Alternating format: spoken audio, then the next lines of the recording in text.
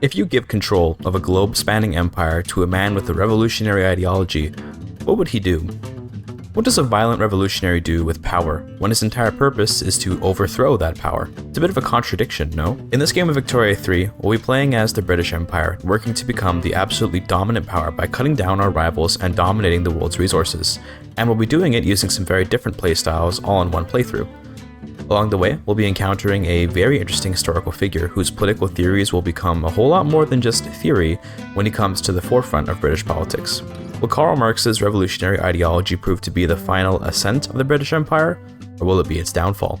We'll see, but of course things begin rather normally, with William of Hanover ruling in 1836, facing an evolving world for which he must prepare. The British Empire by the 1800s is the world's dominant power and has been for some time, but other empires have begun their ascent and without proper intervention may come to challenge British hegemony. In particular, the French and the Americans are the rising powers of this world as nations like Russia are held back by their dedication to serfdom, and the Germans remain disunited. King William is old and has a young daughter, Victoria, who will succeed him. To give her the best chance he can, William is going to attack France in a blatant aggression to entirely dismantle their state. He'll be liberating Occitania and Brittany alongside taking some reparations and a few of France's Senegalese colonies. To see this war through, William brought all the armies back to London and reorganized them into a large reserve and an elite cavalry fighting force. Although artillery is getting more and more prevalent in modern warfare, a powerful cavalry force still has the advantage against slow, lumbering artillery pieces, at least until shrapnel artillery. Point is, lancers are strictly better than mobile artillery. The Royal Cavalry began their preparations to harry the French countryside, and the plan is to leave most of the British Empire's overseas territories under-garrisoned. What might look like opportunity for the French will instead be bait to pull their armies away from Paris. King William has instructed that the presence of his army in London be kept secret from the French, and to do so, he has ordered that the soldiers live in the cells of the Tower of London temporarily.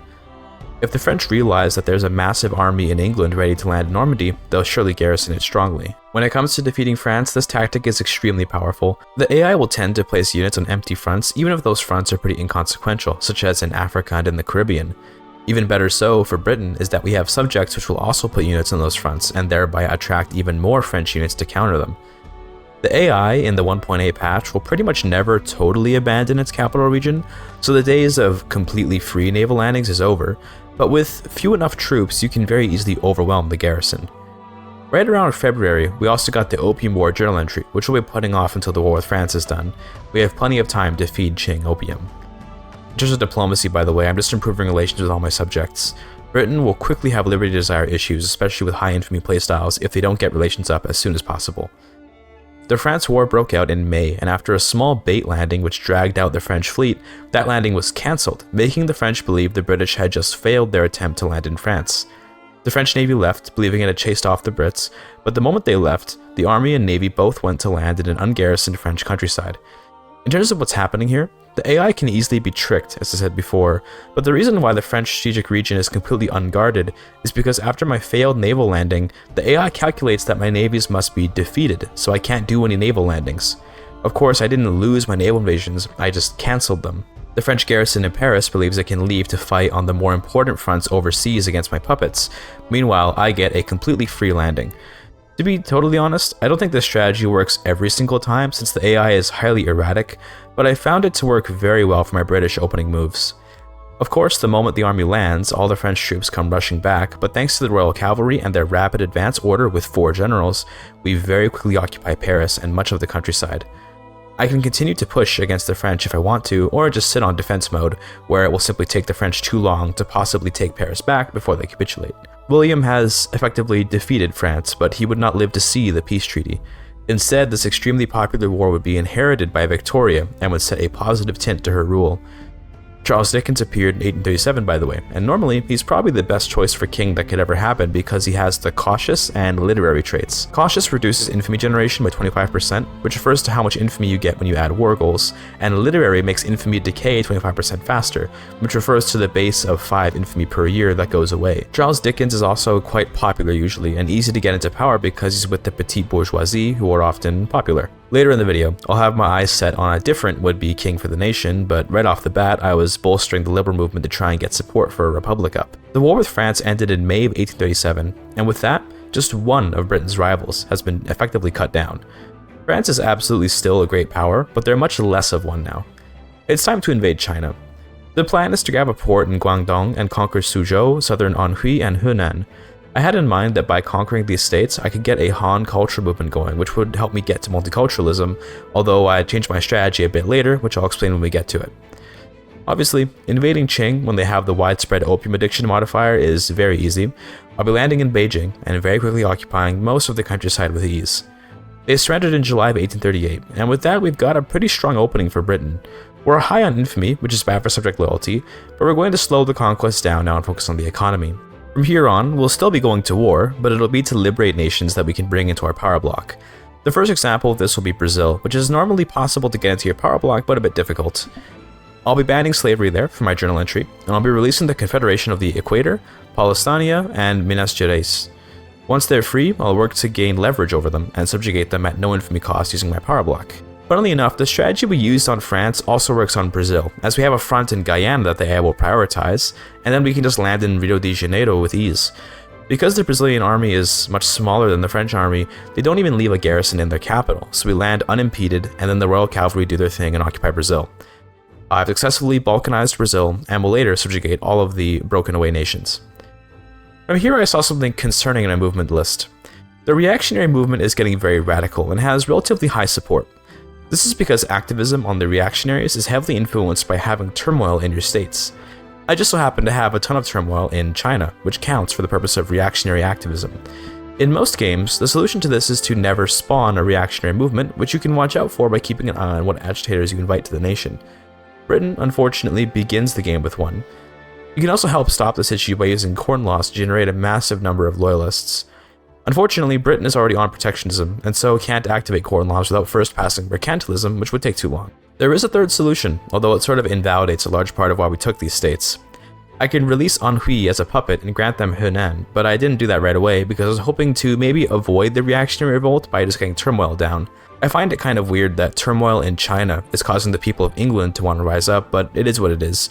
Reactionary revolutions suck. I ended up creating Anhui in December of 1840, which would see the revolution eventually abate. To help make up for the lost support for the Han culture movement, I'll be bolstering it.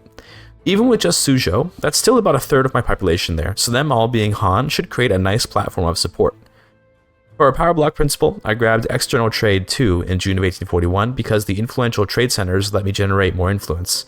As Britain, influence is very valuable, especially if you intend to gain a lot of free protectorates via your power block.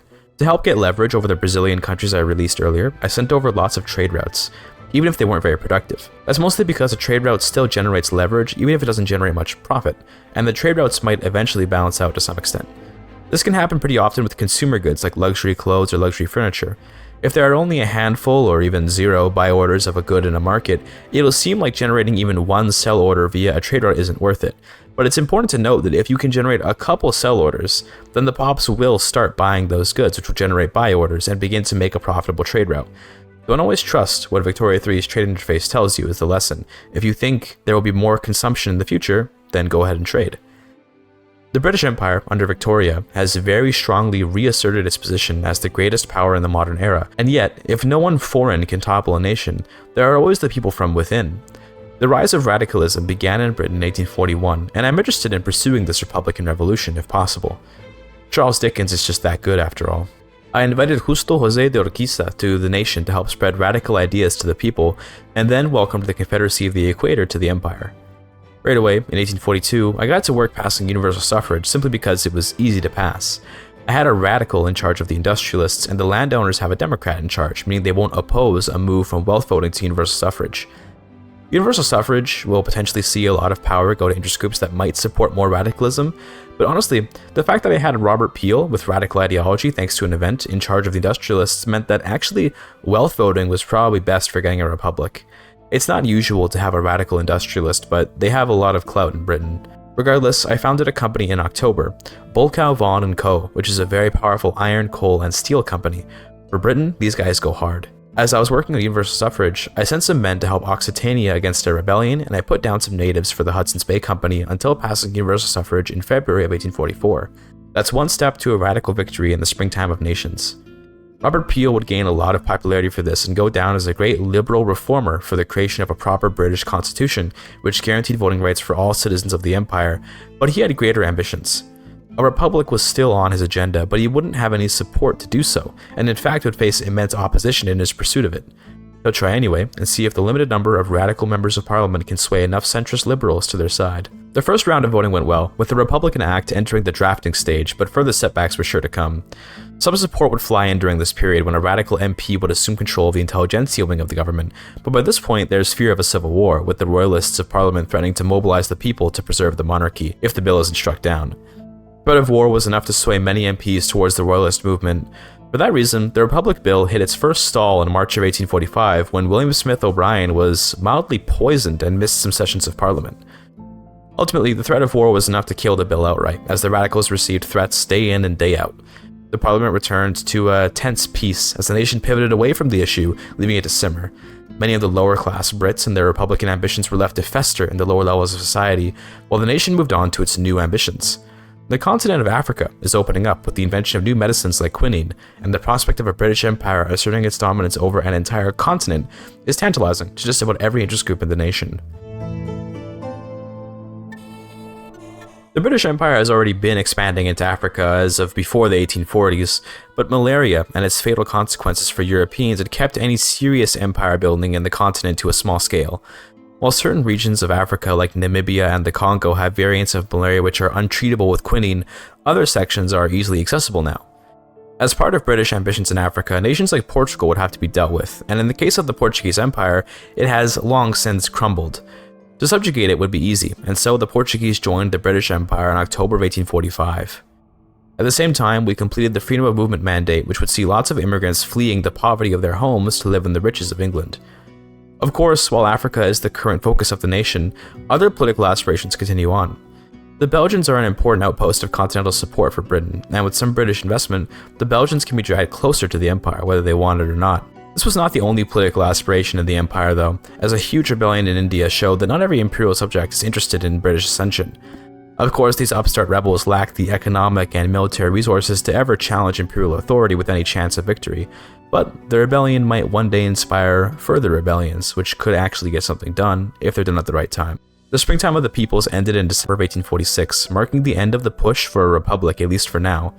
Nonetheless, the radical revolution did turn Britain from a relatively powerful monarchy to a much more constitutional one with an empowered parliament and strict mandatory voting. Without a Republican outlet to put his effort into, Robert Peel instead focused on the liberalization of another aspect of British society, the economy. A bill pushing for a laissez-faire economic model entered Parliament in September of the following year, and it found support with the radical industrialist wing and dissent from the gentry of the nation, but otherwise was mostly left alone. The bill quickly found widespread support, but was met with opposition from the rising labor movement of England. Disenfranchised artisan guilds and impoverished miners had been politically activated by the radical promises of rights and elections, but they threw their support behind the rising tide of socialism, which was, as of the late 40s, a fringe movement of the largely left-wing radicals. The radicals were focused on the government and less on materialism. Government itself was more focused on its overseas colonial affairs in Africa and South America. The Brazilian Commonwealth of Nations, as it had begun to be called in the Parliament, was slowly being integrated into Britain, with Minas Gerais joining the empire in March of 1849. The proper Kingdom of Brazil, situated in Rio de Janeiro and the Amazon jungle, still held out, but not for much longer. Just a few months later, in May, they joined the empire too, and thus the entire former Brazilian empire would become subjects of Her Majesty Victoria. To her list of titles will one day be added Empress of Brazil, although to do so now might otherwise make Brazil uncomfortable with their subjugation. It was around this time that the laissez-faire economic reforms passed, as the government relinquished exclusive control over much of its industries at home, and private enterprise would soar.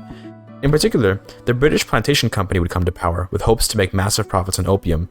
In case you're wondering, this company can be very powerful because it turns opium, which is normally held by aristocrats, into a capitalist-producing building. Capitalists invest much more of their income into the reinvestment pool than aristocrats do, and tend to support better interest groups. Opium is already great because of how profitable it is, but put it in the hands of capitalists and it soars in value. Despite the success of this bill, though, the labor movement continued to agitate for a repeal of the new laws, which saw workers' rights even further crushed than they already were. As a compromise, the radicals drafted another bill. Public health insurance would see the regular folks of Britain live better lives and be able to save more money. A big issue for the labor movement is, of course, wages. And although the capitalists are unlikely to support a wage hike, they would certainly support the government putting some of their money towards keeping their workers in better condition. A healthy worker misses fewer days and can practice their trade longer, so it's better for everyone. Of course, healthcare is still a relatively neutral issue for most of the parties in Britain, so its merits will have to be argued for the MPs to consider passing it. While that goes on, the colonial project in Africa continues to expand, with new British ports in Cameroon and the Congo settling in. Their growth will be slow, but inevitable, at least until further advances in medicine come to be. In December of 1860, the Occitanian kingdom formally joined the British Empire for security against their revanchist French neighbors. Of course, having both Belgium and Occitania as friends on the continent would keep the French locked in a constant fear for their very sovereignty, and to the world, the British can appear as great peacekeepers. There was a kinship among Gascons and Englishmen on account of their history from the medieval era with Eleanor of Aquitaine. At least that was what the propaganda papers were publishing in the newly founded Occitan language newspapers of Bordeaux and Toulouse. In reality, Eleanor of Aquitaine rotted in an English prison when her sons failed to overthrow their father in England, and was only released when her husband and king passed away, but we'll forget the uglier part of history for the purposes of Anglo-Occitan unity. Public healthcare came to be in November of 1850, after facing little to no opposition, and the next project for Britain would be multiculturalism. This one was more controversial, but found immense support from the disenfranchised cries of the tens of millions of minorities within the empire.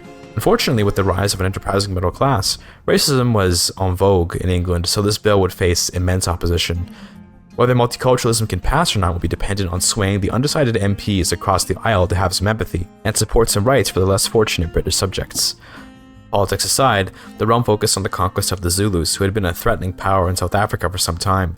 The Boers and Anglo-Africans were all too happy to see the ambitious Zulu kingdom be put to heel, but the Boers didn't know that their time as independent nations would soon come to an end, as immediately after the Zulu conquest, Victoria's gaze turned to Transvaal and Oranje. The Transvaalers and Zulus were quickly conquered, but the Boers of Oranje were allowed a bit longer to be independent since British infamy was getting a bit high. The news of multiculturalism's continued debate in Parliament brought immigration from China to England, as although they'd be discriminated, they'd certainly find greater wealth in England proper. About 160,000 Han people found their way to Lancashire, living in a Chinese quarter of Manchester. In time, they might grow to form a sizable portion of the city, but for now are a discriminated minority living with what they can get. Off in India, there was another rebellion, this time from the actual company itself, but of course with British support, they would be easily defeated. It was through the cultural tension across the subjects of the empire that the MPs in favor of multiculturalism made their arguments, saying that the tension and turmoil that results from discrimination is pointless. If foreign immigrants are going to land in England, they should be welcomed, so that harmony can be maintained in the country. It proved to be a worthy argument, as the MPs voted by slim majority to pass a new Bill of Rights which guaranteed all British subjects certain inalienable rights. The bill entered into law in July of 1853, and the minorities of the empire celebrated their new rights. With these human rights, Britain assumed the mandate of moral superiority in her conquest of Africa. The conquest has up to now been relatively slow, thanks to a lack of motivation, but the injustices of the European powers and even the local slavers of Africa gave precedence to Britain for a righteous conquest. The renewed campaigns for Africa began with the conquest of Kenya from France, who had landed there relatively recently. France may once have been intimidating, but by now they're just a speed bump for the ambitious Britons. Victoria chose to keep the war humble though, just adding Kenya as a war goal and quickly occupying it. There was no reason to become too harsh of a justiciar in a world which might otherwise oppose Britain and her progressive agenda. Despite the small scale of the war, British troops did land in Normandy and march to Paris as a show of force, and in the hopes of letting the French know that their opposition to Britain will never bear fruit, although they're welcome to keep trying, so long as they enjoy seeing Paris burn. Shortly after France's surrender, an important opportunity came up off in China. Christian missionaries gained enough of a presence that their god-worshipping society has launched a coup to seize control of all China and create a Christian nation there. There's a very important difference between Qing and the Heavenly Kingdom, and that is that the Heavenly Kingdom has no migration controls. Conveniently, our British Empire also has multiculturalism, which means that we accept Han Pops enough that they might mass migrate to England. For that reason, we will be fighting alongside the Heavenly Kingdom to dethrone the Manchu Emperor. This war will generate devastation and turmoil, which will in turn see Han Pops migrate out to England with luck. The British Navy quickly landed at Beijing, and with that, it was only a matter of time until the Emperor would be deposed, although the longer the war goes on, the better for migration purposes. In preparation for the soon-to-arrive Chinese immigrants, capitalists in Britain saw a new industry ripe for exploitation: education. Many of these Chinese peasants will be arriving in England with little ability to read or get by in English society. Rather than let the church or the state handle their education, it was decided that education should be handled by whoever could provide the best service and charge a fair price for it. Letting schools be private will give the government a little break bureaucracy-wise and will serve to weaken some of the more backwards religious elements of the Anglican Church who might otherwise protest the mass migrations of non-Christian foreigners. The Heavenly Kingdom succeeded in their war in June of 1856, and immediately Manchu exiles from the old government began their migration to the Midlands.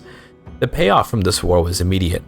Just about 2 months later, Siberians also started migrating, and although Siberians and Manchus are a smaller population group than the Han, they're still worth receiving. Around December 1856, I looked over my trade routes, and a lot of them were quite poor in profits, and that's because I've been making trade routes just for leverage. A lot of these routes are with Occitania, who I brought into my power block a while ago. I forgot to cancel these unproductive routes afterwards. I do have a very nice opium route with the Heavenly Kingdom at least, so that's nice. Around the same time, I also finished the Canadian and Australian Confederations, giving me some new dominions in their respective regions. I'll probably reduce their autonomy back down to colonies in the future, but for now, it's nice to just not have so many tiny little subjects taking up influence for no reason. We also got Belgium into the power block, finally, in April of 1857, thanks to my investments in their economy. I got a ton of leverage on them, but I also pumped up their GDP up to 9 million, which almost had them at great power level.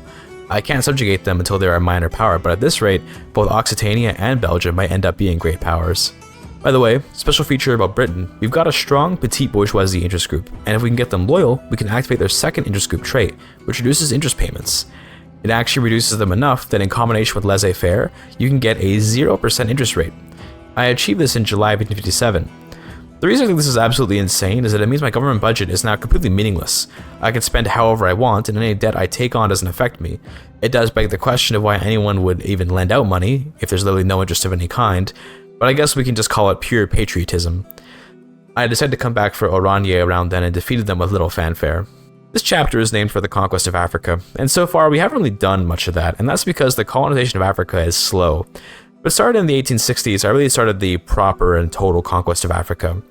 A big reason why I can't just go super hard and conquer everything is that as Britain, we have a lot of subjects, and their liberty desire will go up massively if we have high infamy. I want to get my subjects to much lower liberty desire levels and also stack up infamy reducing modifiers where possible. The civilizing mission technology in combination with the colonial affairs mandate for my power block can see infamy for conquest be reduced significantly. Had I managed to get Charles Dickens as my president or king earlier, I'd also have a cautious ruler which would reduce infamy generation even more. Victoria is a good queen, but she's not well suited to high infamy playthroughs unless she conveniently gets their cautious trait. Regardless, I invaded Benin in July of 1860, and then Oyo right after, because I finally got civilizing mission. I can take African states for quite cheap because of that. Oyo was supported by the Netherlands, but obviously they can't possibly oppose me, so I ignored them. Before we do more African conquest, here's an overview of my English states as of July of 1861. We can see that we're getting some pretty significant Han minorities in most of our states, and this is great because it keeps our minds filled with laborers. England actually has a huge amount of stuff to extract in it, and in many ways, England has little reason to expand overseas. What they lack is enough population to work all their mines, but by bringing in so many Chinese workers, we can make huge profits on coal and iron, especially thanks to the steel, iron, and coal company we made a while ago. One issue Britain will always run into is with ports. You don't have that many states in England, Scotland, and Ireland, and you'll be using convoys for everything because your empire is completely disconnected from your market capital in London. Right now, we have just barely enough convoys, but we'll be constantly needing more, especially if you want to use a lot of trade routes. In February of 1862, I was able to start a play to subjugate Persia for just 16 infamy, and that should communicate to you how valuable stacking infamy-reducing modifiers can be. Persia is hugely valuable, with its many resources and abundant population, as well as its location. Subjugating Persia locks the Ottomans and Russia out from most Central Asia, although Russia can always go through Turkmenistan. The thing is that most of the value of Central Asia is in Persia and Afghanistan. The rest of it just doesn't have a whole lot of stuff to make it worthwhile. If you're ever invading Persia, keep in mind that Muhammara is their weak point. The Persian troops will garrison the Persia HQ, but they can only defend their own coasts unless the AI explicitly chooses to garrison in Muhammara's Persia HQ, which they won't. For that reason, just about anyone can land in Persia, although you'll still have to actually fight them to reach their capital. For some nations that can be tough, but of course for Britain it's nothing. While I was rolling through Persia, I saw that Egypt was destroying the Ottomans, and that was interesting to me because I might eventually want to subjugate Egypt. In a way, them getting too strong could actually be an annoyance for me because I don't really care about the Ottomans being weakened when I know they're no competition for me anyway. We'll see how the Egyptians develop over time. After the war, I put Ferdinand Lassalle in charge of the petite bourgeoisie, and that's because he's a social democrat. The big thing that Social Democrats support, which the regular PB doesn't support, is more progressive tax laws. We've been on per capita tax for a while, but the time for proportional tax has come.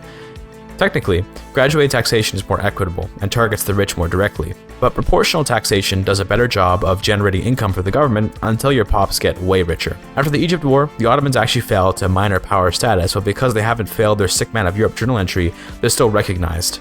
So it would cost me 120 infamy to subjugate them. Obviously that's way too much, so I won't. After passing proportional taxation in 1864, I went for workers' protections, and this is to increase the wages of my pops in England.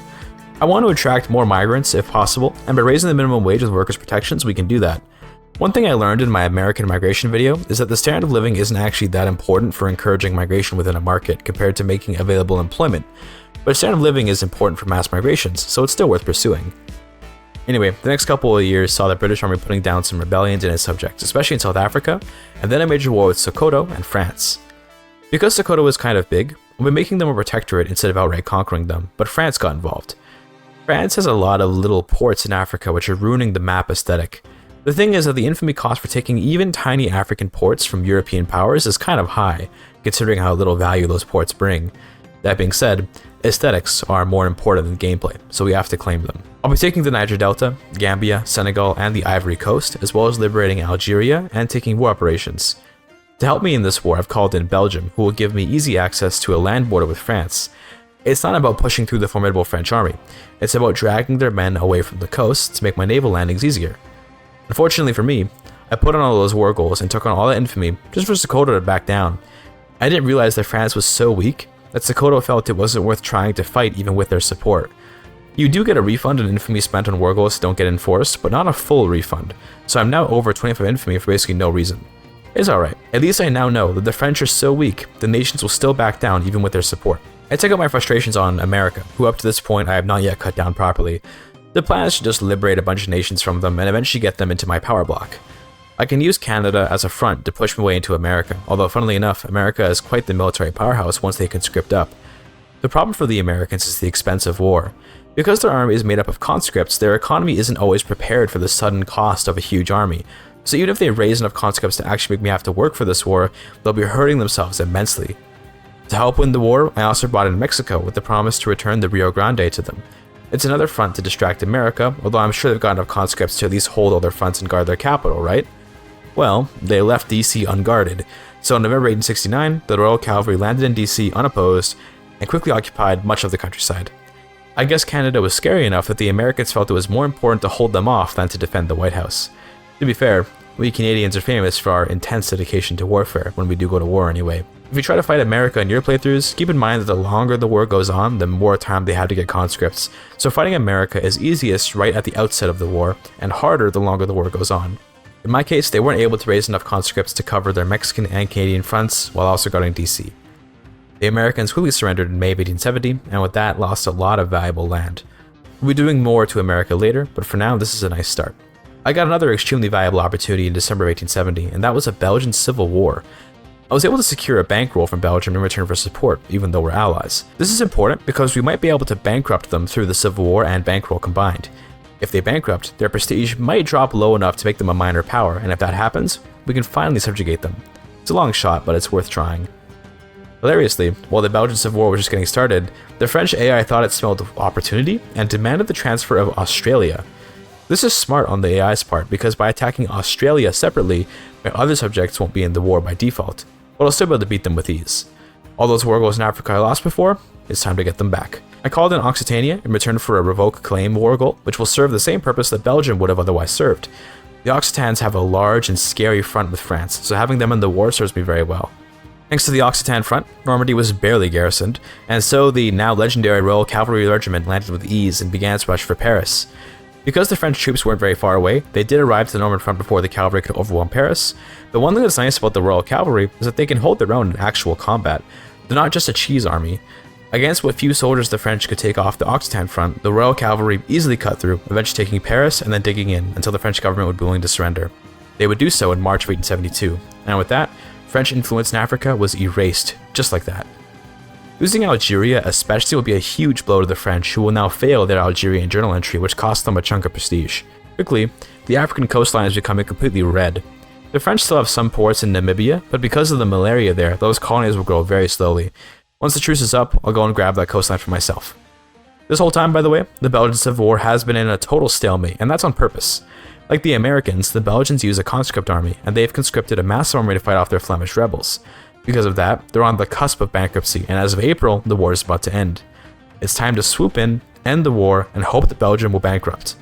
This is a delicate operation, because although Belgium might be a minor power because of the Civil War, they might regain enough prestige once the war ends that they can get back to major power. So we need to end the Civil War, and then on the same day, immediately subjugate them before the prestige from owning Flanders kicks in. On May 4th of 1872, the Civil War ended, and I paused instantly. Thankfully, I either paused fast enough, or Flanders didn't provide enough prestige to hit major power. Regardless, Belgium is now a protectorate, and that's amazing for me because of all the pops in Belgium and all the resources there. Checking in on our states at this point, we can see that in England we've got millions of new arrivals as of February of 1873, and they're even able to get a pretty good birth rate. The nice thing about healthcare, beyond the direct standard of living injection, is that it reduces mortality. Although standard of living above about 10 reduces birth rate, it also reduces mortality, which when combined with healthcare, means you usually come out with more pops as your SOL gets higher and higher. I think it's around 20 standard of living that you start to plateau in terms of growth when using public healthcare, and given we're still only at 11.2 on average, we've still got lots of room for growth. In terms of tech, I'm working on grabbing malaria prevention ahead of time, and that's because although it's slower to do so without first researching all the tier 3 techs, the value of getting malaria prevention early cannot be overstated. I've already gotten most of the coastline in Africa, so my colonies are quite dominant, but being able to completely control all of Africa will give me a huge boost in power, especially once I release colonial administrations. After that tech, I'll be going for multilateral alliances so I can get even more infamy reductions. Normally, multilateral alliances is a pretty late game technology, but by getting it early, we can conquer more for less infamy. Throughout this run, I've been trying to get as many pops into the Midlands as possible because of how MAPI works, or market access price impact. I've talked about it before in other videos, but I'll expand a bit on how it works. Basically, when a good is sold, it has a particular price, let's say £5. If that good is sold to a pop or business in a different state than where it was produced, it'll cost extra based on the market access price impact. The extra cost is not bonus profit for the seller of the good, but rather money which is paid by the pop or business, which gets deleted. How this is actually calculated is based on buy and sell orders. Let's say an iron mine produces 5,000 sell orders of iron in the Midlands. That allows for 5,000 sell orders directly in the Midlands because there's no MAP penalty for buying a something within the same state. If the state of Yorkshire has, let's say, 50% MAPI though, then of the 5,000 sell orders produced in the Midlands, only 2,500 of them will actually be usable in Yorkshire. This manifests as an increase in price. It's important to note that MAPI looks at whichever state has the lowest MAPI. So if the Midlands is only 50% MAPI, then every state will only be allowed to access 2,500 of those sell orders. In terms of where the other half of sell orders go, they'll remain in the local Midlands market, which would create a very low local price in the Midlands, since there would be effectively twice as much iron in the Midlands market compared to the rest of the British market. It obviously gets way more complicated in a gigantic market like Britain's, where there are sources of iron across the entire empire that are contributing huge amounts of iron from various sources with various MAPI numbers. The heuristic you should know is that more MAPI is always better, and that only a handful of technologies and rivers increase MAPI. Back to the Midlands, I'm trying to fit as many pops in there as I can because MAPI doesn't apply to trade within a state, and the Midlands has enough resources that you can run your own mega economy out of it if you have the population for it. A good way to get huge migration numbers is to just make a bunch of excess employment there. Because I have no migration controls and multiculturalism, we can, in theory, expect to see pops of any type arriving in the Midlands with relatively high speed. By December 1875, I've got almost 10 million people in the Midlands and still growing fast. My total population is 90 million, so about 10% of the nation's people are living in just the Midlands. It would be through the enfranchisement of all these poor mining workers that Britain would see a massive shift in its politics. For the past few decades, the industrialists, academics, and petite bourgeoisie have been dominating politics, introducing progressive policies and generally appealing to the working man's sensibilities to keep power. However, if you give a mouse a cookie, the story goes that the mouse will request access to milk, which pairs with the cookie nicely. And it turns out that if you give the English mice workers' rights, they start wanting collective ownership. In February of 1876, the trade unions won a massive election, working with the intelligentsia to become the dominant party of Britain. Now, I haven't researched socialism yet, so these trade unions don't actually want a council republic, but there's a particularly ambitious young philosopher who may soon be coming on to the political scene. Before introducing the main character of this entire video, we hit an inflection point, which was the discovery of malaria prevention in December. We've gone from taking a province in the Congo every 1500 days to every 70 or so days. It's time to approach the total conquest of Africa. Just wanted to say that it was not my intention for the Conquest of Africa chapter of this video to be so immensely long, but I guess a lot has happened, and Africa is a big continent. Don't worry though, Marx is almost here. I had a very satisfying button click when I reduced Belgium's autonomy in December of 1878. Belgium is an immensely valuable subject to have, and just a few decades ago, they were bordering on becoming a great power. Now they're just a puppet. I'm being careful to only lower autonomy on my subjects when I know I won't push any subject liberty desire beyond 75. After 75, they start asking for autonomy and getting independence support from other great powers. We don't want that because it slows down the liberty desire decay. I wanted to point out a pretty strong point of combining the external trade mandate with the free trade law, and that's that you can very easily get your trade route bureaucracy costs down to zero even without a trade agreement.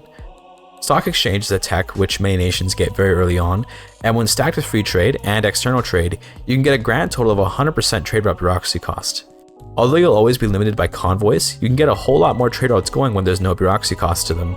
In November of 1879, I went for an invasion on Massina because they're a relatively large African nation, and their defeat will see my borders in Africa become much more aesthetic. The problem is that France has decided to defend them. I need to get a couple more pieces of land off them anyway. And the Netherlands also joined the war with the goal to reconquer Flanders. Yeah, good luck, pal. It's expensive on infamy because of how infamy calculations for taking tiny African ports from Europeans is calculated, but I'll be trying to kick the Dutch and French out of Africa for good with this war. Honestly, given how expensive the infamy for this is, it's absolutely not worth doing, and you'd be better off just letting these European powers hold on to their tiny little African ports, but the map aesthetic is what it's all about. Before the war could even end, I continued conquering African nations in the west, like Segu, and then America invaded Mexico, who I consider an ally. Suddenly, I'm being hit with wars against a couple relatively strong powers, and this whole run, I haven't actually built or researched any military stuff. I'm just using what Britain starts the game with. In all honesty, since I'm so totally ignoring my military, the Americans and French might one day be able to topple me. For now though, I intend to rely on my subjects and their further military developments to keep me safe. One thing to remember when it comes to subjects is that they don't join your wars if you're not directly attacked, or directly attacking, but you can always enforce military access on them, which puts them in your wars. For example, in my defense of Mexico, I'd really like to have Canada as an ally, but they're not in the war because I'm joining to help Mexico.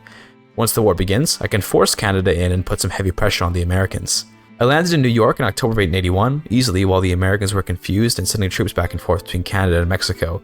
From there I got pretty close to DC before eventually facing a front too powerful for me to easily push, so I naval invaded Virginia, which isolated DC, and then just walked into DC via the now isolated front.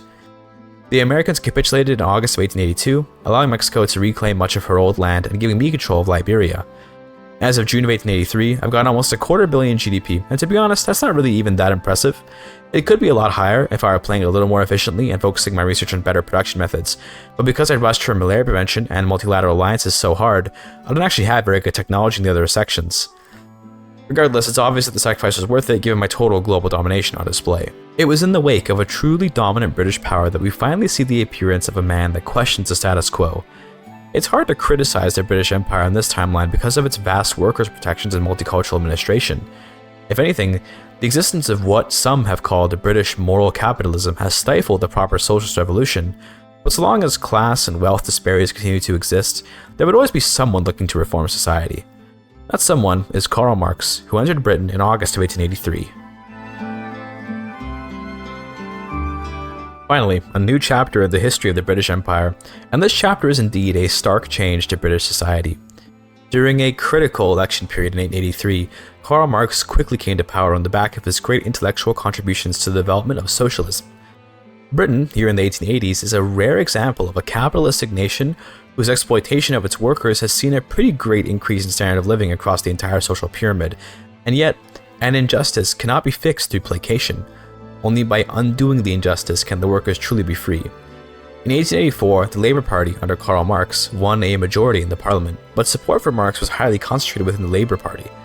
Other parties in the government were wary of Marx's overt political agenda to essentially topple the monarchy and collectivize the nation's economy.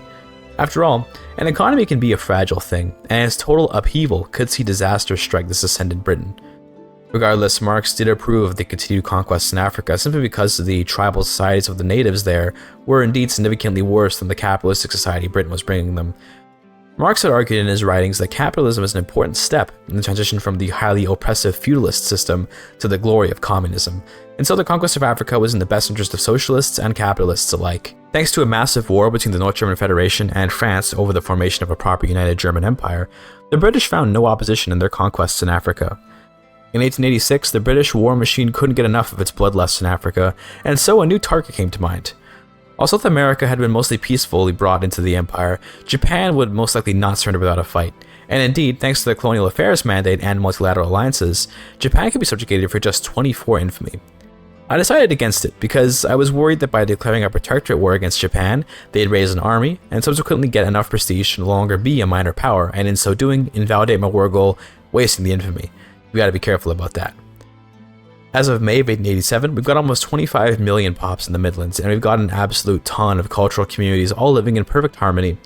The prosperity of England has been attributed, at some points, to Queen Victoria, and at other points to the early British radicals of the 30s and 40s that gave power to the common people with voting rights.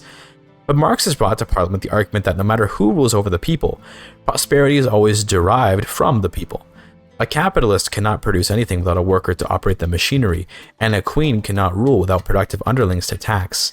It all rests on the shoulders of the average worker, and in a place like the Midlands, this message would find broad support, as the workers there shared little in terms of culture and faith, but shared a common understanding of the rigors of hard work. Marx kept his rhetoric away from collectivization for the time being, although he'd often be confronted about his writings. He deflected, hoping to temporarily ally with the capitalists to first overthrow the monarchy. Victoria herself is very much so a symbol of the industrial capitalism that has embodied the past half-century, and her removal might give Marx the momentum to seize power himself and institute the first step of communism, the dictatorship of the proletariat. Unfortunately for Marx's ambitions, not every worker is so intrigued by an end to the monarchy. For some workers, they have nothing really to complain about and see the disruptive ideas of the socialists as a potential end to their prosperity. For that reason, the election of 1887 would see the Tory party gain a lot of support, but not quite a majority. The election also coincided with the death of Queen Victoria. Her passing was mourned deeply by the people and would see monarchist support surge heavily, although Marx knew the support was only temporary. Anytime a beloved monarch passes away, there will be an outpour of support, but the new King William will likely be easier to target as he's young and inexperienced compared to venerable old Victoria. I want to quickly point out that while I was playing, I actually didn't notice that she died until a bit later when an important event fired. Regardless, the results came in February of 1888 and saw Marx lose significant support in the election, although he still advocated for a parliamentary republic with hopes to sway some of the undecided folks. The bill did see some support, as members of the intelligentsia were inching towards compromise, but the road is long and arduous. Most of the government's focus was on the continued conquest of Africa, and in particular, the Africans around the newly named Lake Victoria. For Marx to get his way, no monument would be named after a queen, but opposing it would be needlessly hostile and alienate more voters. While the Republican bill was getting support slowly, it hit a massive surge of support in May of 1890 when the juvenile King William failed to attend Parliament. I then realized that Queen Victoria must have died, and I didn't notice. Regardless, the King's absence in Parliament would be furiously argued as a complete slap in the face of British society, and Marx would argue that while Victoria was a great queen who took her responsibilities seriously, it only takes one bad monarch to throw away everything a good one had built. The Republican bill is assured to pass now, with many MPs swayed by Marx's arguments. Of course, the opposition brought up that a chancellor or president could just easily throw away the accomplishments of a previous ruler, but Marx rebutted with the concept of impeachment. If a president should act uncouth, they can always be removed, unlike a monarch whose rule is so harshly entrenched. It was a devastatingly effective argument, and after a little more deliberation about minor issues such as how to assign seats and the nature of vetoes in Parliament, the British Republic was established without war, and its first chancellor would be Karl Heinrich Marx, who was quite popular. So popular, in fact, that many people wanted to see his power increase. Marx was careful to consider his political goals from here. He used to be just a philosopher writing books in a cafe, but now he has the opportunity to really change the world. He commands the greatest empire on earth and has continent-spanning power. Does he immediately radicalize and collectivize the people, or does he bide his time and let the world of industry continue chugging along for a little bit longer? The people are motivated, but there is still a large block of Britain which does not wish to fight for the rights of the worker. Instead, Marx intends to shroud his proletarian dictatorship in the cloak of something more familiar to the British people. In July of 1891, Marx introduced a bill which discussed his particular role in the British Republic. As the vanguard of republicanism, he'll always serve a special role in the government, and argued that even if he were to lose an election, his place as a leader of Britain ought to be cemented. He argued for a separate position, which he would call Lord Protector. This is not the same role as king, but instead a sort of veto-holding position which sits above the chancellor and president. Sort of like a one-man Supreme Court is the position of Lord Protector, and Marx agreed he'd be willing to even step down from traditional politics if he could be granted this position. It It was a risky move, as pretty much everyone in Parliament understood this bill to basically be a return to monarchism, and yet such a thing isn't so unpopular. For the workers, Marx as a king doesn't sound so bad, and for the reactionary wing of Parliament, a king is a king, even if a bit of an unorthodox option is on the throne. Also, I've got 33.5 million pops in the Midlands as of October 1891. It's pretty good. Despite the internal political fight between Republic and monarchy going on in Britain, the army continued its work in Africa. I'd talk more about these African conquests, but they're pretty uneventful. No one can save them from British wrath, and the total conquest of Africa is inevitable. The only real opposition is Egypt, which will take a bit of work to defeat for sure. Of course, the boisterous Americans felt they could try and reclaim some of their lost western territories. Why they felt this way is beyond me, but I think the American AI will just always try and complete its manifest destiny, even if the chance of victory is near zero. To punish the Americans, I'll be taking New York, which is mostly for the Statue of Liberty, but also because its loss will harm the Americans significantly. I can just barely afford the infamy cost, but to be honest, this is a bit of a mistake given how much liberty desire I'll be generating among my subjects by being stuck above 50 infamy for a few years. Of course, the Americans have no chance, especially because I'll be invading before they can get enough conscripts up to oppose me. The war ended in July of 1894, with America left humiliated and defeated. Marx celebrated the birth of his first son a few months ago, who he named Zygmunt. Because Victoria 3 is a very funny and ironic game, Zygmunt Marx is of course born with an ideology and interest group. He's a market liberal, petite bourgeoisie member, and he's Jewish, unlike his atheist father.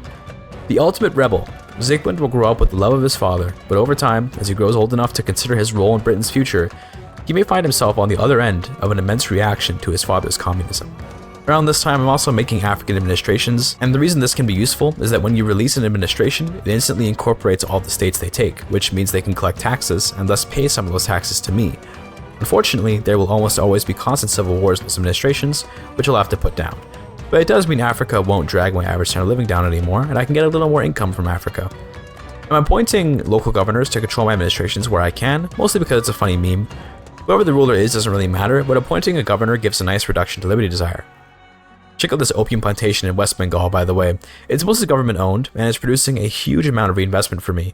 I live for these kinds of opium plantations, and Marx himself would look at them curiously. These plantations are mostly government run, and could act as a prime example of the quality of state-run enterprise. His original goal had been, of course, collectivization, but somewhere along the way, Marx felt his role evolving. Maybe it was when he got a hold of the British crown jewels, but right now, if the people were to be given control of the means of production, they'd probably put it right back into the hands of their oppressors. No, Marx is ready to be the philosopher king that the world has needed, and that will have to start with the concentration of power into his Lord Protector role. As of December of 1896, there are almost 40 million people living in the Midlands. All those people are living in oppression under the boot of capitalists who have tantalized them with wages and healthcare. The revolutionary spirit has been crushed by a continuous flow of opium, and I don't mean the drug. Marx is sitting in his office, wondering how he can undermine the staunch democracy of the nation. He'll need complete power to fix the injustices of Britain, but by now, Britain has had decades of democracy. The people won't let it go easily.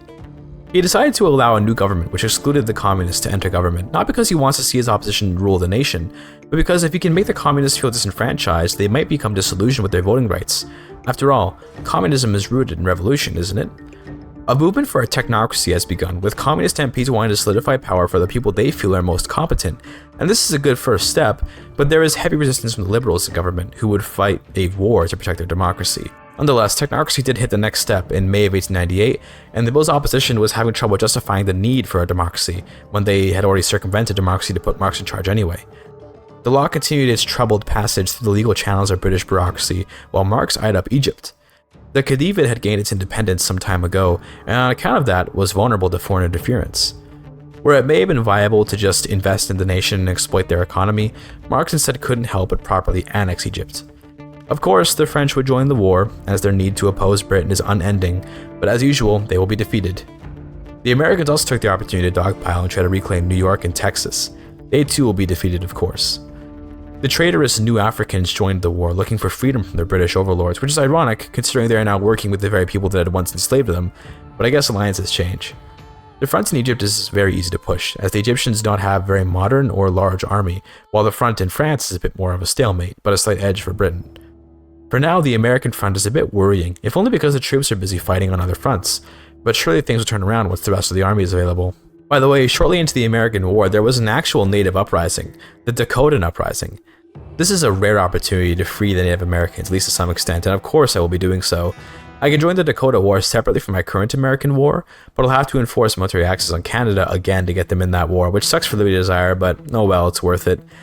As of September of 1900, I've got pretty much all of Egypt occupied, and shortly after they capitulated. I didn't have enough maneuvers to get all of Egypt right off the bat, but I'll get the rest later. We're almost done fully conquering Africa. It's only taken almost 70 years. Time to refocus on America and on passing technocracy, which is completely flopping, unfortunately. Marx will have to reevaluate how to seize power for his communist ambitions sometime in the future.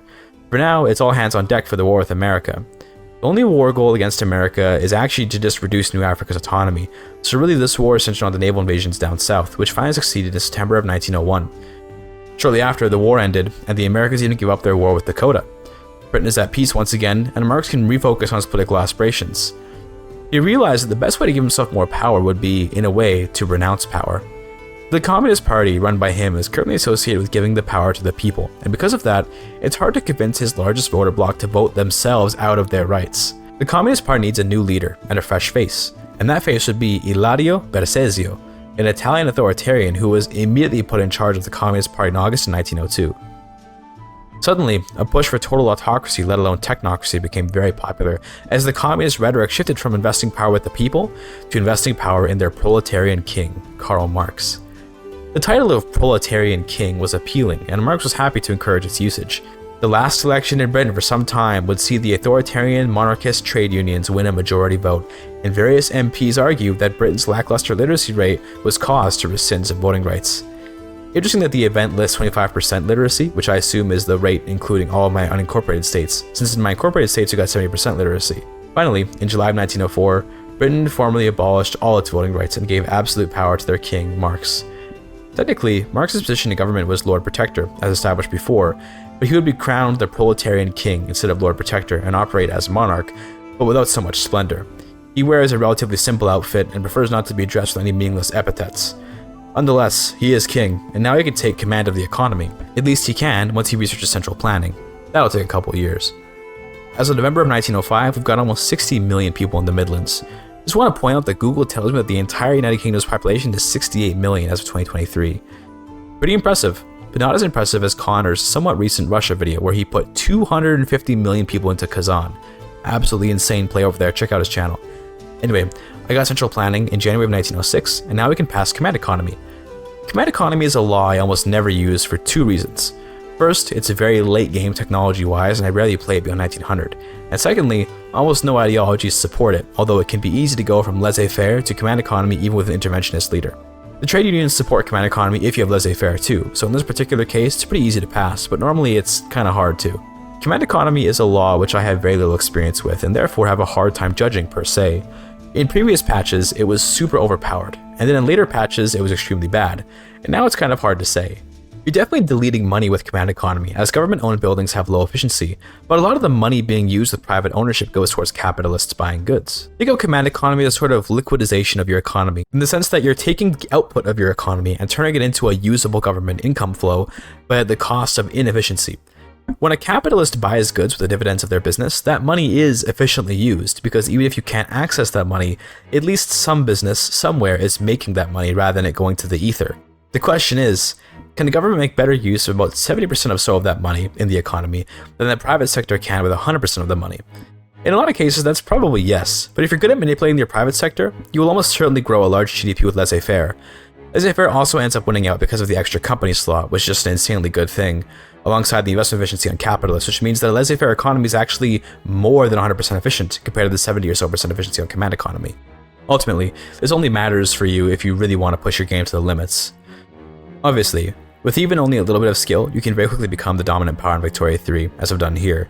But if you want to push to like 100 billion GDP or something, yeah, you'll need to figure out which one is better. I can't say for sure which is better, but for the purpose of this playthrough, it's only natural that the Proletarian King will seize the means of production. I finished my conquest of Egypt in May of 1907, including making what remained of them into a protectorate. I also got Morocco into my power block and could conquer the rest of North Africa, but I'm feeling kinda lazy, so I might just leave them alone. Command economy passed shortly after, so it's time to completely nationalize everything. In the past, this process was extremely painful, but it has been simplified in recent patches to be much easier. I won't be nationalizing my company buildings because companies are amazing, but I'll be nationalizing everything else, without compensation of course. The big cost for this, more than anything, is the bureaucracy cost.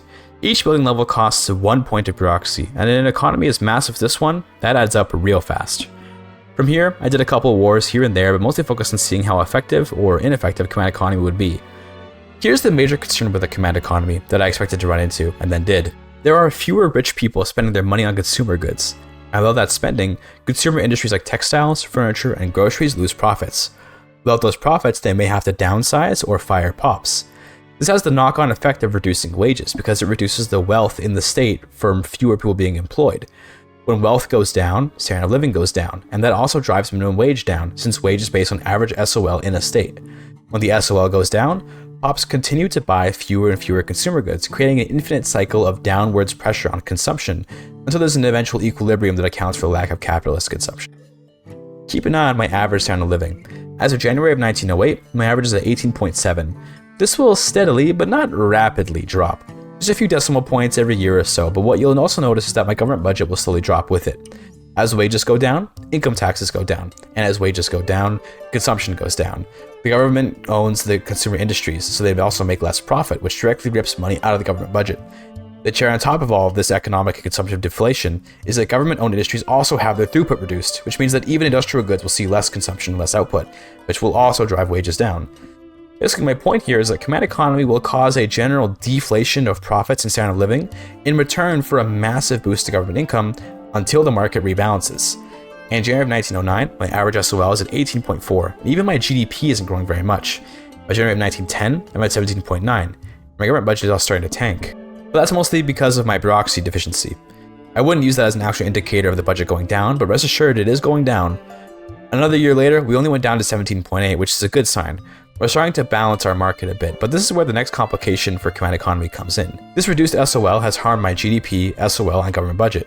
I can't go bankrupt because that would hurt really badly, so I need to raise taxes. Raising taxes will also cause all the same deflationary effects that command economy does. Again, I will say, a bit of the reason my budget is dying is because of my bureaucracy deficit, but to be clear, the deficit doesn't cover all £3 million of lost budget over the past 3 years. At least some of it, if not most of it, is from lost profits due to lowered consumption and lost taxes from lowered wages. In the face of the signs of an economic downturn, Karl Marx found himself seeing a future where his utopia might degenerate into reactionary politics, and in this future, he realized the grandness of his mistake. Britain is heading for a dark future with this economic downturn, where materialism is all, and with loss in material standards looming over the British people, they will surely return to the laissez-faire capitalist world that oppressed them so. One night, while pondering, he drank some tea at the fireside. His son, Zygmunt Marx, presumptive heir to the throne, had brewed it for him. Brewed indeed had the ambitious teenager, whose rebellious spirit motivated him to work against his father. Karl Marx passed away after drinking that delicious tea, and in his place did Zygmunt Marx, the market liberal, take the throne. It's time to save the nation. In March of 1911, Britain finds itself slowly declining, but not in the sort of great fall which stirs passion in the hearts of heroes, but in the sort of slow, festering, and bitter end that sees its people forget the grandeur they once had. It's a malaise of shifting blame, where the government has gotten so large that no issue can be pinned on anything other than the way things are. There's only one man with the ambition to fix it: Zygmunt Marx, King of Britain and son of Karl Marx. For now, the British economy is on life support in the form of low-interest government loans, but eventually that will fail.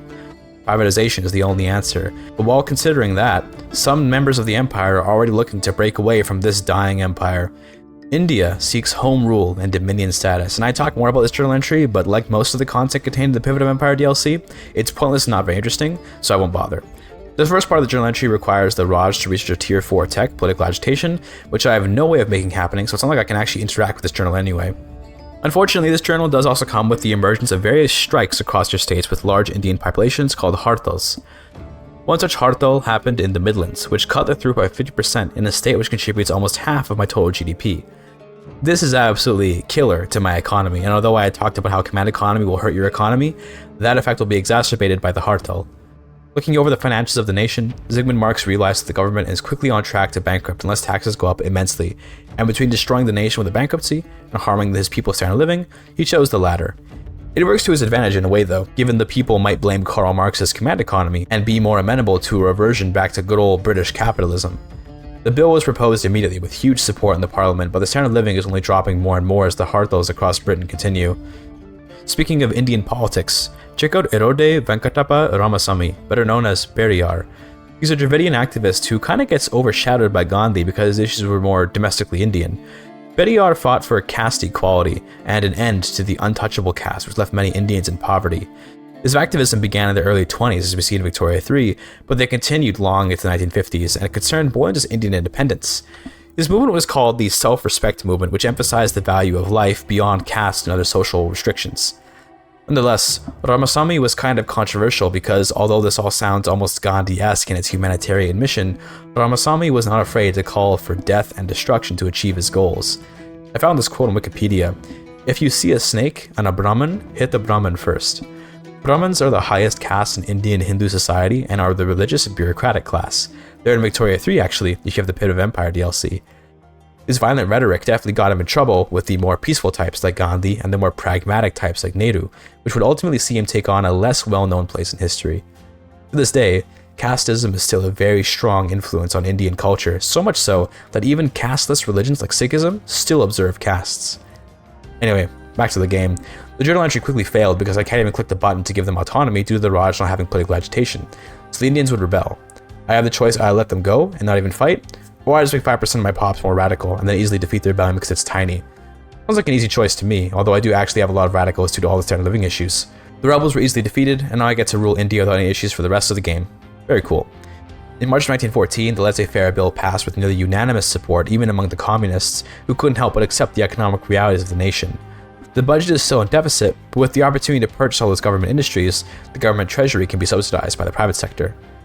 The gain in throughput from privatization is also fixing up the GDP and the output in all sectors, restoring the market gaps that were causing losses in standard of living and the deflated GDP. Already, the standard of living is back up to 18.7 by December, and it hit 19 flat in June 1915. The power of Zygmunt Marx's free market capitalism has restored Britain economically, and in fact has sent it further beyond anything before. Also, this is neither important nor relevant, but Morocco lost their claim to the Western Sahara somehow, and as a result, anyone can now colonize there. There is nowhere else on the map to colonize, and as a result, every nation with any colonial affair institution immediately began settling the land, which resulted in a bit of a chaotic mess of competing ports in a place with absolutely no value whatsoever. It looks funny for sure, but to maintain aesthetic borders, I'll have to conquer those ports, won't I? Quick Midlands check-in. As of April of 1917, we've got 77 million pops, composed of over 80% non-English people. The reason we're so diverse here is that when you combine multiculturalism and total separation, every pop of every religion will end up in the highest tolerance bracket, meaning they will neither convert religion nor assimilate their culture. It results in some pretty crazy cultural mosaics. With economic liberty, there comes political liberty, of course, but Zygmunt Marx has a different idea of liberty. The people need to think they're free, but they can't be allowed to undo his strident economic miracles just so effectively save the nation.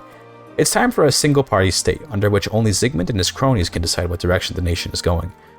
You might think that people would be suspicious of Zygmunt's political campaign to create one-party rulership of the nation, but a popular demagogue like Zygmunt with his economic miracles is hard to oppose. The standard of living has soared up to 20 as of January of 1918. Who doesn't want something like that leading the nation, right? To add on to his accomplishments, Zygmunt also decided to invade Japan and subjugate them. Adding the Japanese Empire to the many jewels of the British crown would be very popular back home, and it wouldn't even be a difficult war considering the absolute military dominance of the British Army and Navy. Using a diversionary landing in Tokyo, a separate army was able to land uncontested in Sakhalin, and then march south to Hokkaido. Little did the Japanese know, the Sakhalin landing was a diversion that allowed the previously diversionary landing in Tokyo to become the real landing, and with genius military command like that, the Brits were guaranteed victory. That's the military success to popularize a single-party state, but there's one more short-term concession the government must make to ensure that people will accept their new overlords. It's time to cut taxes, and rely on the immense government treasury to cover some growing pains. Taxes can return eventually, but for now, a massive tax break will only see every statistic in the nation soar. The single-party state passed shortly after in February of 1920, and the nation's GDP hit a new peak of over £700 million. It seems like liberal capitalism has prevailed, and yet there's a specter over the nation. How long can the immense stimulus of mass privatization and tax cuts keep a nation with strong institutions going?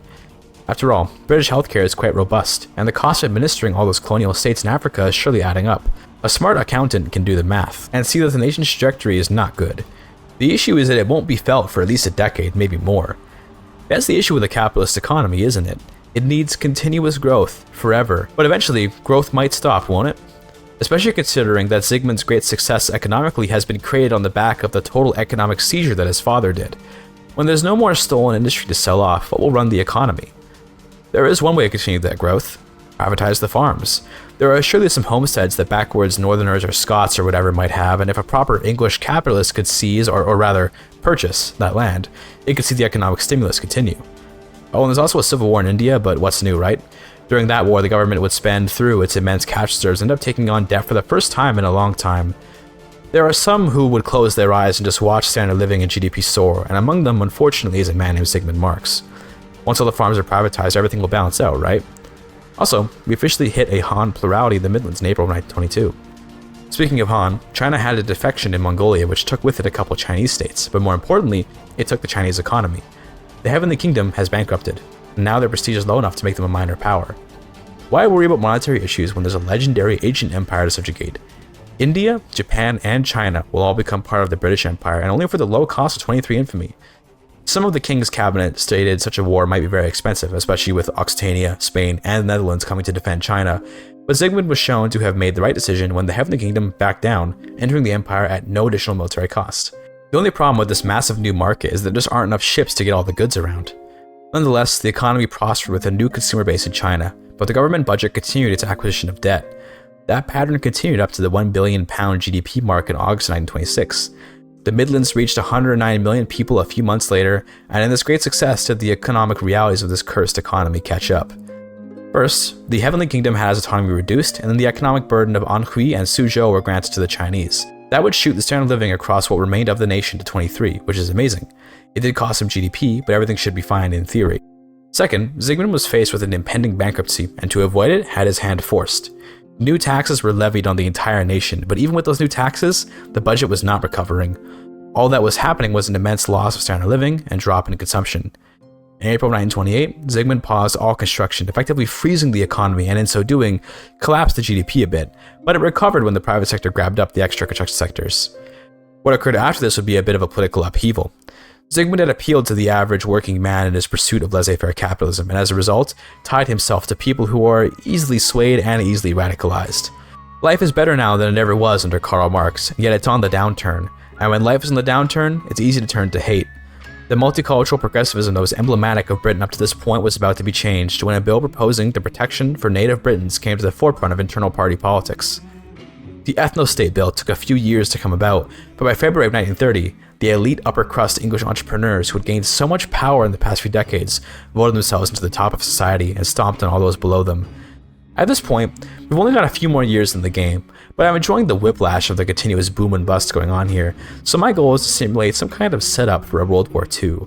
What better way to trigger World War II than with a superpower ethno-state? Turns out that not everyone is happy with Zygmunt's rule. There's a new element of fed-up Englishmen high up in government who are fed up with the Marx family and their bickering over economics. If the battle between capitalism and socialism cannot be determined by figuring out which one is better, then how about they find a third way? While Zygmunt worked on some conquests for China, his party got to work planning to overthrow him. The corporate state is on its way, and it's coming with a vengeance for Europe. The takeover was almost ready in April of 1932, with Zygmunt off in Japan leading his men in Tokyo. He didn't normally fight on the front lines, but the burden of politics was getting on his nerves, and focusing on something more immediate like war kept him happy. Back when his father, Karl Marx, took power, one of the most important arguments he used to end the Victorian monarchy was when Victoria's son missed a session of parliament. There is no parliament anymore, given there's just one party in charge of everything, but they still have meetings, and they still expect the king to attend. What if the king was conveniently not aware of a coming meeting? Perhaps he could be deposed without even being in the throne room. That's exactly what happened when in October 1932, the British party voted to abolish the monarchy due to the lack of a present king. It wouldn't be that easy though. The monarchy was abolished, but the moment Zygmunt heard about it, he returned to London as soon as possible. In fact, he was already on his way back from Japan, and when he arrived in London, there were still some in the party loyal to him. Nonetheless, the party had unilaterally deposed him. Zygmunt addressed the party, telling them that he will resume leadership, but that if they're upset, they can tell him directly. They can strike him down and send the empire into chaos, or they can keep him in power, not as king, but as their chosen president. The party chose to keep him, perhaps feeling some guilt for so sneakily removing him from power. The year is 1932, and Britain has become a fascist state under the son of Karl Marx.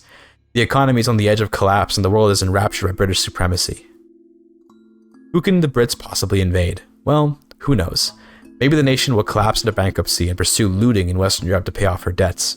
Maybe the empire will split under the authority of whatever warlords can restore a standard of living amenable to the fat cats of Britain. No one will know, and that's for two reasons. Victoria 3 isn't really that nuanced, and we only have 4 years to find out, and I'm done playing the save file. I only really went fascist to show off the flag to see what would happen. This run took forever, and I also wanted to apologize that it took more than 2 weeks to come. I got addicted to Darkest Dungeon 2 and got burned out in Victoria 3 again, even after getting unburned out. Victoria 3 is a hard game to love. Regardless, this has been the story of Britain and its movement from a radically progressive monarchy to an authoritarian republic in name only under Karl Marx until its eventual return to a total laissez-faire kingdom. It would collapse to fascism sometime later and face a fate that no one can know. Thank you for your time.